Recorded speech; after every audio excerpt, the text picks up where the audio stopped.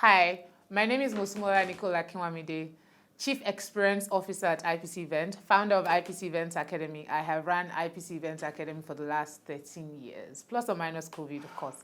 And it's been the most pleasurable time of my life and the honor of my life to have, being at the leadership of IPC Events. And I'm really, really excited to be here. But before we start, let me tell you how we started.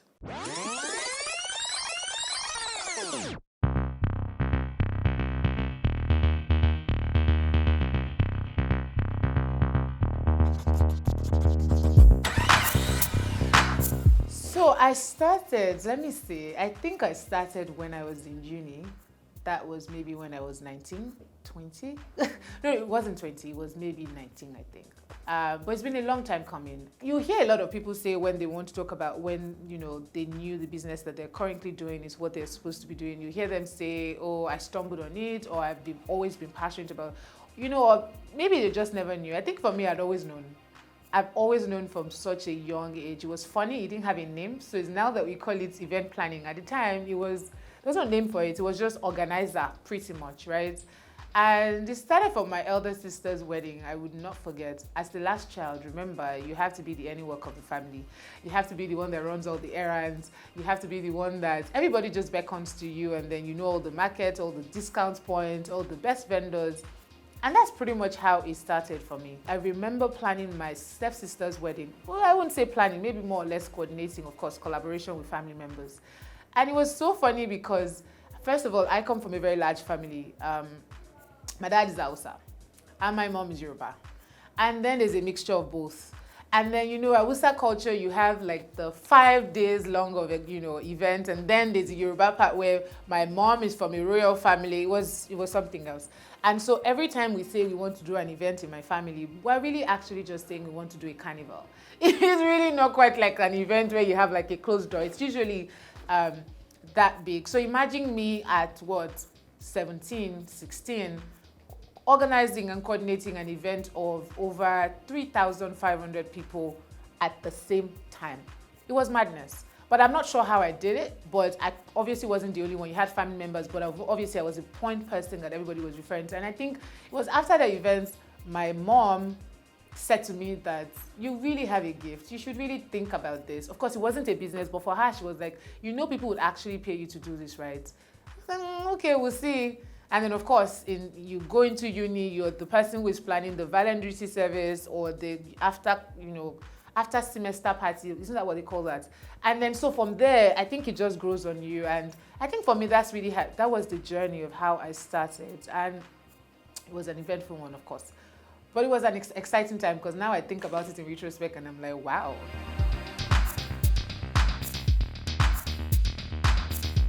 My favorite thing with planning events or planning weddings specifically, I think is just seeing how something can go from an idea into tangible form. I think that always never gets old with me, particularly because, I would really like to consider myself as a serious creative, like a genius, like I legit create things out of nothing. And so it's always the part where I'm just thinking about something 1 second and the next minute I'm holding that thing in my hands. I think that always gives me joy. I think that's one of the things that's one of the most exciting parts. Yes, there's a love angle to weddings where you like the idea of love, you like the idea of two people fell in love. There's the fairy tale and all of that. There's that. But I think for me, I'm going to look at it first from the angle of my work. From just going from 0 to 100 for me is always a delight.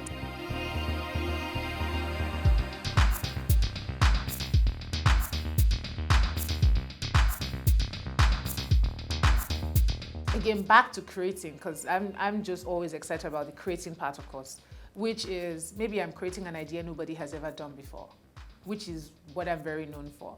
I always create something that you probably never imagined that can be done or is possible. And then maybe I'm telling somebody or I'm telling the clients like, oh, this is a possibility, this is my idea. And the client says, I don't really understand. And then you create it and then everybody's excited and everybody's like, oh my God. It's just that entire, process. That's what really excites me with planning.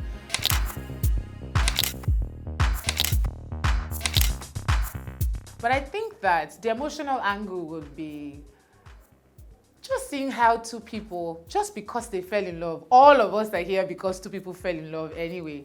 And then just that entire roller coaster, that journey, just looking at two people who just have no care in the world. They just, they're just in love, and I think that for me, when it comes to wedding, is something that I always, hold very dearly and I really love about planning weddings.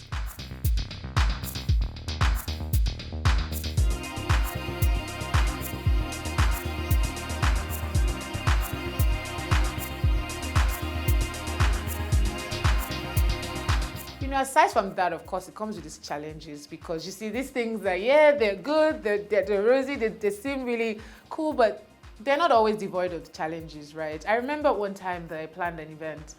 I always use this example as the biggest challenges of my life. I'm serious. Every time I'm asked this question, this is always the example that pops in, because till today, not one experience has been able to top that. It's funny. So I'll tell you what happened. So I had an event that we're planning, and our clientele is such an interesting one because it's very delicate. And when you plan event for maybe the governor's daughter, or you're planning for the presidency, you know that the expectations are different. And then when you messed up, the messed up is at a global scale. So it's not the one that, oh, I'm sorry, Ejo, that sort of thing, and say, oh, I'm really sorry, and then you can just apologize your way out of it. No, it's a global mess up. It's televised. Everybody in the world can see it. So it's like, so I remember planning an event for some influential client of mine, and the event was supposed to happen at a certain venue in VI. The guest size was about 2,000 people. All the TV stations you can think about in Lagos were in attendance. In fact, they were going to be showing it live. So it meant that they had gotten the airspace to show that, and so we were under pressure. In fact, the chairman of occasion was the president at the time.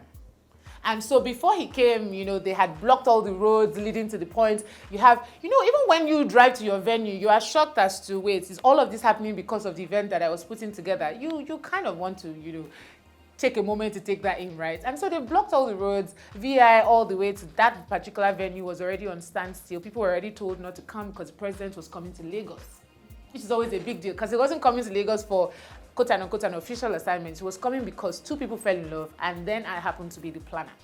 Okay, so that's supposed to sound like a good story. Oh my God, big planner. No, just wait for it. Anyway, so when on the day of the event came, of course, they spent millions of naira.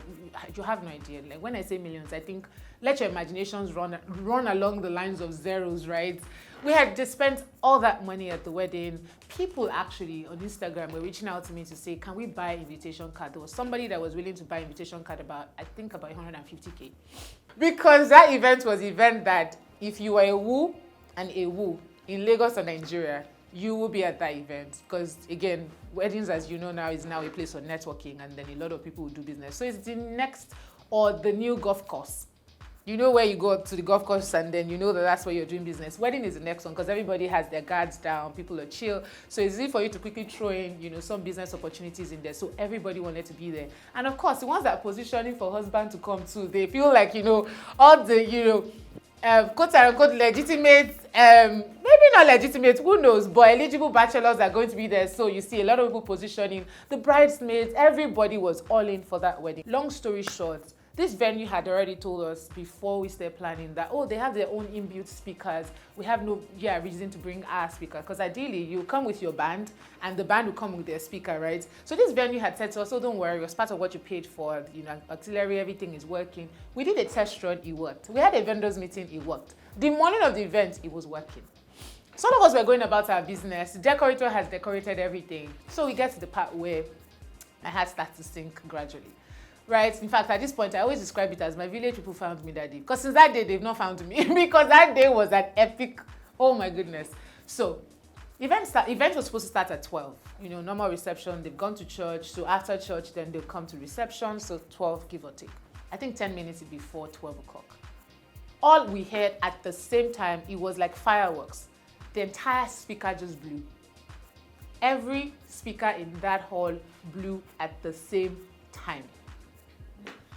It was nothing you could control. It was nothing you had an answer to. It was nothing that you saw coming. So no matter how much of a planner you are, there was no way you saw that coming, because what would have happened? This is a new venue. It's Think about everything else. Speakers, everything, blue. And then we had Sonia Day and Yinka, something like some two major bands, but it was Sonia Day and another major one. So you can understand what I'm saying, okay? Right? So the event was supposed to start at this point. This is when Sonia Day guys are supposed to have started, singing, so that when people are coming in, they feel a sense of, oh, we're coming here to have a good time. I know it feels like I'm saying this story. You guys are like, can we get to where we're going? But it's not really like that, because I need to take you on a journey so you can understand. When you say challenges, I'm saying there are levels to challenges, right? So, long story short, speaker blew. So we still just thought, oh, no, maybe it's just one wire, just one cord. Look at where we are. You know how much you paid for this venue. You can't be that serious. Look, the speaker blew to the point of no repair.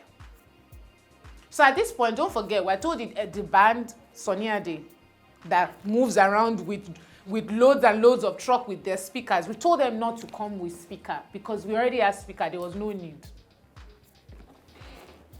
So Sonia Day was there. He hadn't even arrived at the time because it was just about to start, but his guys were there. Oh yeah, so it was time for them to start playing. There was no sound.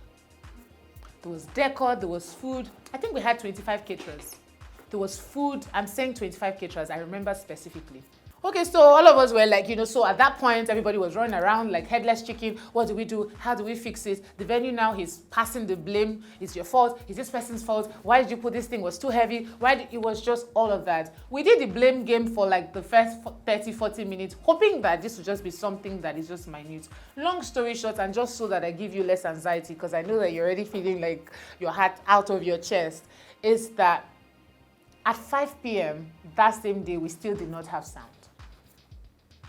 Because the wiring of the venue is such that before they could get the turntable and all the other cable to connect to, even if you got a new speaker, it was still almost impossible because they put all the wires, the way they have all the wires in between the wall, you had to break the wall. Honestly, dude, I was just like, God, come today. Rapture, happen now. Ground, open, swallow me. Do something, because this doesn't make sense. Do not forget, the president was in his hotel waiting to be called to say it's time for you to come. Because the president will come on time. So it's like when everybody's seated and he comes, yeah. And do not forget, I am the planner that is planning an event that the president will never forget, that he came all the way from Aso Rock to be a part of. And he still could not come to the venue because we're not ready. So again, I remember that one of my friends had invited me. This was how God saved me, because again, I always say that no matter how much I have done, or amount of work that I have done in this industry, is always going to be on the foundation of my faith. Because I keep saying to people that you cannot be an event planner in this life, in this industry, in Nigeria, and not lose your mind if you don't have a power that is bigger than anything else you can imagine. And for me, it's always that anchor had always been God. So it was almost a case of, God, let me just tell you now.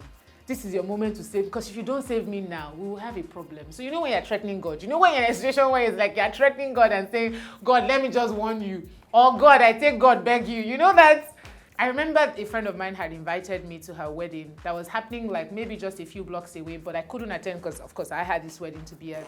And then it was just right in that moment of stillness, of stop panicking, stop being afraid. I think I just went to a corner and I was just like, God, this is that moment. If I've ever asked you for anything before, today I'm asking you this, and you have to help. You absolutely have to help me, right?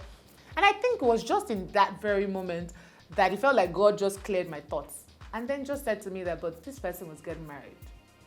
It was 6 o'clock. So at that time, their own reception was already warm. They weren't going to do after party or anything. I just remembered, I drove my car. I remember wearing the bathroom slippers that day. My staff jumped into the car. Then another staff followed me with his car. We got to the venue. I saw the bride. I said, hi, how are you? Oh, you came? I said, no, I didn't come. Hi, I need your help. I am in trouble and I need your help. And she was like, oh, what do you need? I said, I need your wedding speakers. I think that's the most ridiculous request I've ever asked anybody in this life. I need your wedding speaker on her wedding day.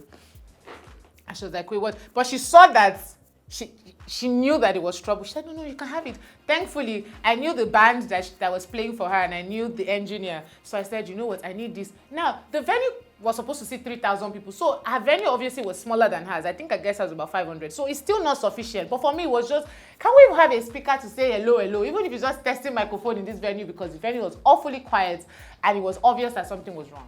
Don't forget, there were TV stations that still could not go on air because we're not ready. Oh my goodness. At the time, social media obviously was just still, it just was a new thing. So Instagram was on, people were still tweeting, oh, this event planner must be a shoddy event planner. Who hires this kind of event planner for this kind of wedding? The quality of event planner, why did you leave this X, Y, and Z and then you... I was trending for hours.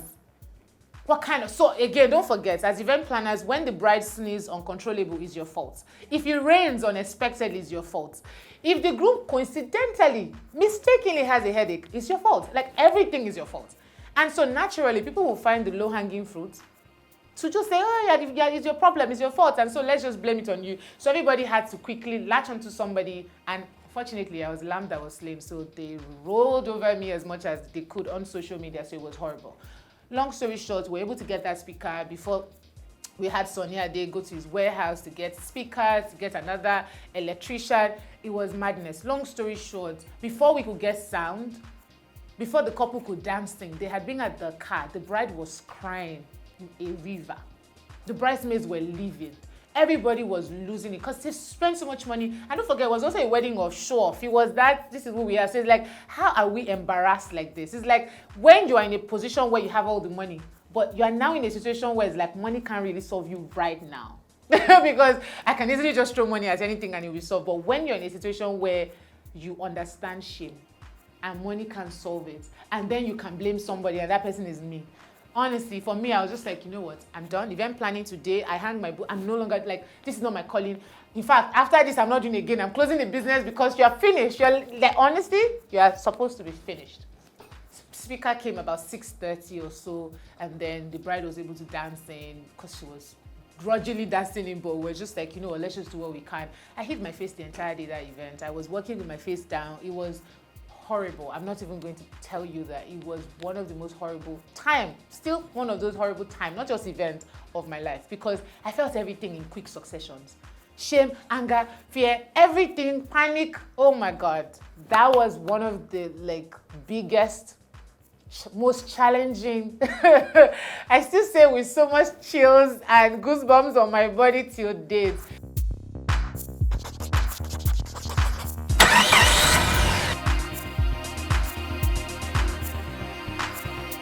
But I think that's how we came back from that, because again, it's not enough to talk about the challenges, also talk about sometimes how if God gives you the opportunity to come back from it, it's important to share that. But I think that one of the things that helped me was which is why I always say that, just treat people well. Just treat people the way you want to be treated, because it always comes back. You might feel like you don't get it in variation of currency. It actually is a tradable currency.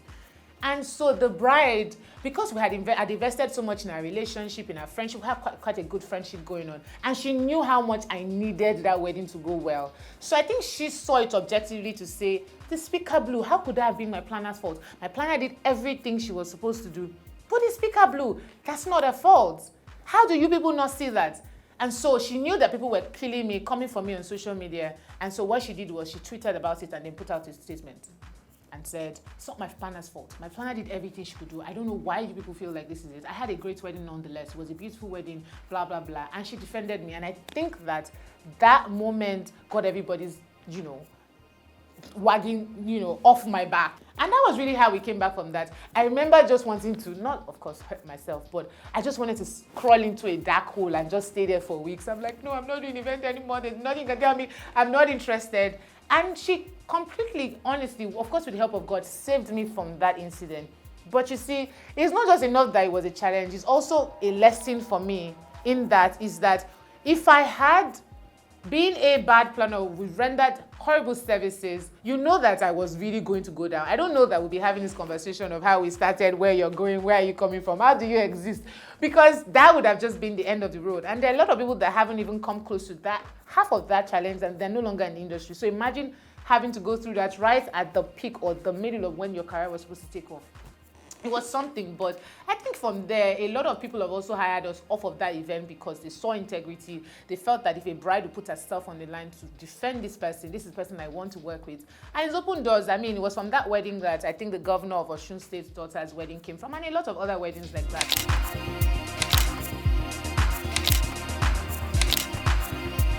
Theme wedding was something that a lot of people shied away from because Nigerians don't like to experiment as much. they like to spend money, they like to, make noise, but experimental, not really, because I don't want my wedding to be the lab rat, right? And so we had a client who took a chance on us and said, you've been talking about this themed wedding. How about you just do this for me?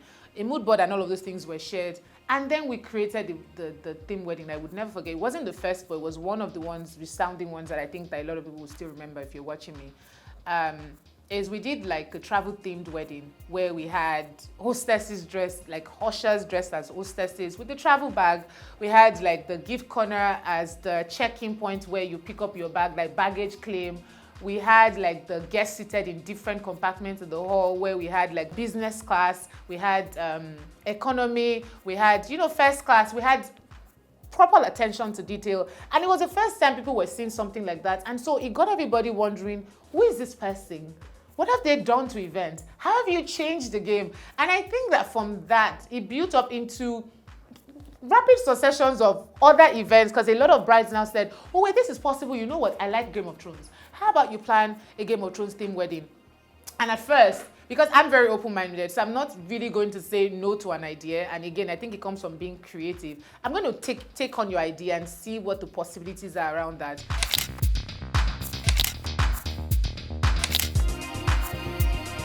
Game of Thrones themselves reached out to us. They sent us an email. They featured us on their website and said this was the best event or best representation of the movie they've seen come from Africa. We didn't set out to do that, but I've always just said to myself and had like a global mindset, an international mindset. When I'm doing an event, if somebody in China sees my event, is this something that is relatable? Beyond all the decor, the fine prints and all of that, what else does your event do? And for us, it's always been, my event, 1, seeks to educate, 2, seeks to entertain, and 3, seeks to inspire you. There has to be something that jumps out at you and makes you feel like, oh my God, so this is possible. Oh my God, how did she think about this? Wow, this is such a beautiful idea. So everybody can do nice decor, everybody can do nice, setting, table setting, all of those things. Yes, we all can do that. But I think for me, it's always splashing my DNA across every event. And I dare say that because that's what it is. It's just knowing that the industry needs me, knowing that there's something that I bring to the table.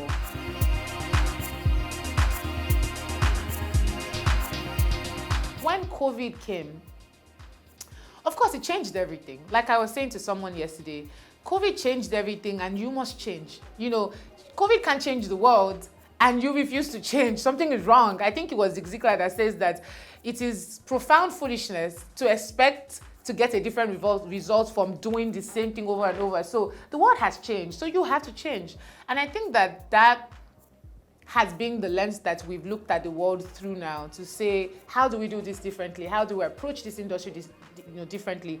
I think for us, basically, it's being that we of course, yes, there's a health factor and all of those things that you have to take on board. But I think for us, it's also opened us to a new level of doing events. Of course, the intimate events are there now. We're now looking at other ways and other areas in which we can explore, to have our events. So smaller events, outdoor events, different kinds of events, right?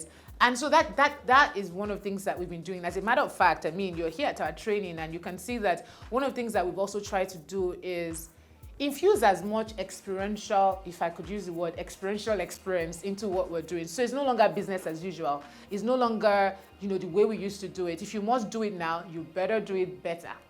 You better do it in the most profound way and timeless way anyway. And so that's one of the things that we're doing. Like today we have a training currently going on.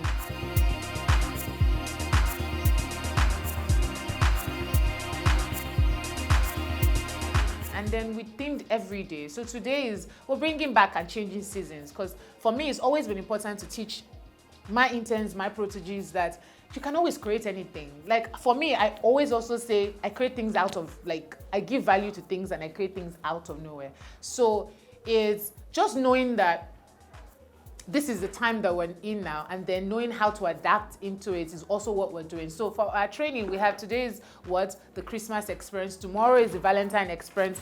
On Sunday, which is the last day, is the Owambe experience. So it's just that everybody comes to class looking forward to something. So it's no longer I'm going to training or I'm going for a training. Now it's I can't wait to get to the training because there's an experience, there's something there waiting for me, and I cannot wait to feel special.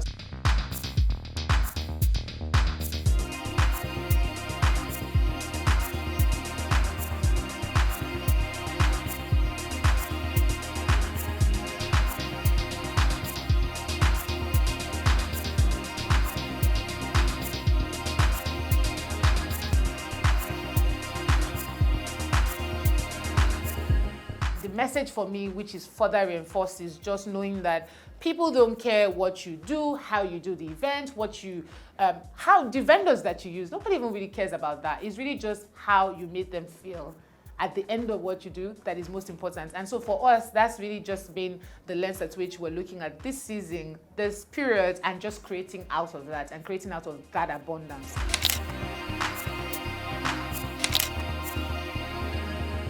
You get answers from the level at which you're asking questions. So for us, if we consistently say, how can we make this person feel better? How can we make your life better? How can we make you feel extra special? Then the idea starts to come, the answer starts to come. And then with that, we imbibe into what we do. And I think it always changes the game because you come with a heart of honesty and an open heart and just a heart to help. I think that always helps.